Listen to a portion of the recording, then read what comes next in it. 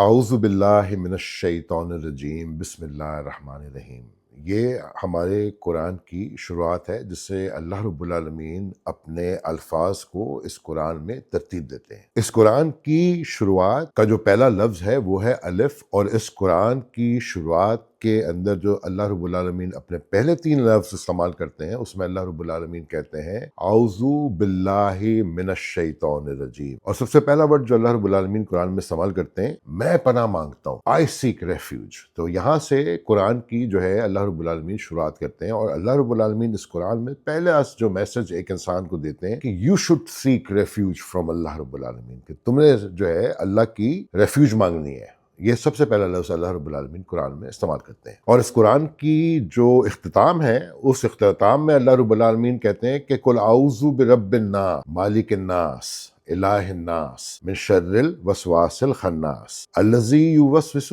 فی صدور الناس من الجنۃ والناس، اور ختم کرتے ہیں اللہ رب العالمین اس کو ناس کے اوپر کہ میں ریفیوج مانگتا ہوں تیری، اور ختم کہاں کرتے ہیں اللہ رب العالمین انسان کے اوپر، اور اس دنیا کے اندر انسان کے ساتھ ہی ڈیل کر رہا ہے۔ جو بھی اس دنیا کے اندر ہماری ججمنٹ ہے اس میں ہم ریفیوج مانگتے ہیں اللہ رب العالمین کی اس ناس سے جس ناس کے ساتھ تو نے ہمیں اس دنیا میں پیدا کیا۔ ان میں فرما بردار بھی ہیں اور نافرما بردار بھی ہیں، ان میں فرشتے بھی ہیں اور ان میں شیطان بھی ہیں۔ پہلے لفظ میں اللہ رب العالمین نے اپنے نام کا الف استعمال کیا، اور باقی تعریف اللہ رب العالمین نے اس میں انسان کی لکھ دی، اور اس کو کہہ دیا کہ تم مجھ سے ریفیوج مانگو گے اس دنیا میں جب تم رہو گے، تو کہ پروٹیکشن تمہاری صرف اللہ رب العالمین کے پاس ہے۔ انسانوں کے ساتھ اور ان شیطانوں کے ساتھ ہمیں اللہ رب العالمین نے اس دنیا میں ڈال دیا ہے، اور ان انسانوں میں اور شیطانوں میں اللہ میاں نے مرد بھی رکھ دی اور عورتیں بھی رکھ دی، اور آپ اس طریقے سے اس دنیا کے نظام کے اندر اتار۔ تو آدم جب نیچے اتارے جاتے ہیں تو آدم کو ایک حوا دی جاتی ہے اور ایک حوا کو ایک آدم دیا جاتا ہے، اور دنیا کی شروعات یہاں سے ہوتی ہے۔ اور آدم اور حوا کو نیچے لانے کے لیے اللہ رب العالمین فرماتے ہیں سورہ بقرہ کے اندر دوسری سورت کی 36ویں آیت کے اندر اللہ رب العالمین فرماتے ہیں کہ بس شیطان نے ان دونوں کو وہاں سے پھسلا دیا،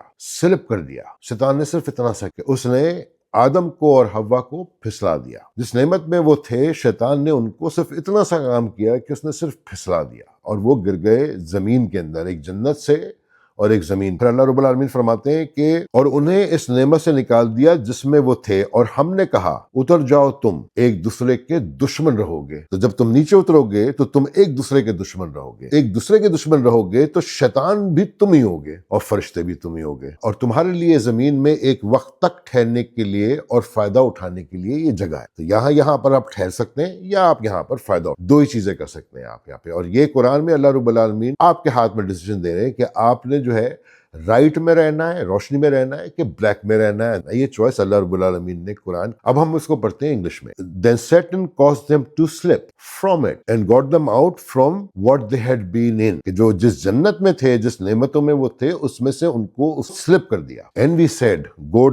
down as enemy to one another، اپنے آپ کو اتنا نیچا کر لو کہ ایک دوسرے کے دشمن بن جاؤ۔ تمہیں اس زمین پہ اتار دیا جس جگہ پر اس نے تمہیں عزت دی تھی، تو تمہیں اس زمین پہ اتار دیا، اتنا گرا دیا اس نے، اور جب تم گرو گے تو ایک دوسرے کے دشمن رہو گے، جب تم گرو گے تو ایک دوسرے کے دشمن رہو گے۔ And you will have upon the earth place of settlement and provision for a time، تمہیں سیٹلمنٹ بھی ملے گی اور تمہیں پروویژن بھی ملے گی، but for a certain time۔ پھر اللہ رب العالمین سورہ الاعراف کی 7ویں اور 24ویں آیت میں فرماتے ہیں اور کہتے ہیں اللہ رب العالمین descend being to one another enemies، ایک دوسرے کے دشمن بن کر اتر جاؤ نیچے۔ On the earth is a place of settlement، یا تو ٹھہرنے کی جگہ ہے، and enjoyment for a time، یا پارٹی کرنے کی جگہ ہے۔